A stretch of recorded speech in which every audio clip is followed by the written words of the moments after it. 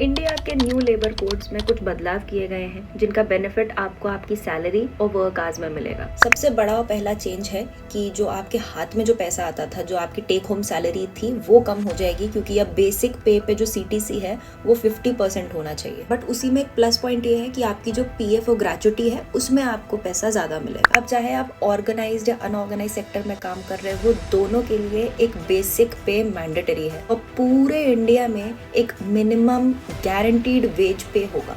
पहले सैलरीज का सिस्टम थोड़ा सा बेकार था, अब ऐसा हो गया है कि अगर आप एक डेली वेजर पे काम कर रहे हैं तो आपको सेम डे सैलरी मिलेगी। वीकली वर्कर हैं तो वीकली हॉलीडे पे सैलरी मिलेगी और जितने भी मंथली वर्कर्स हैं, गवर्नमेंट वर्कर्स हैं, उन्हें महीने के 7 तारीख तक आपको आपकी सैलरी मिलेगी।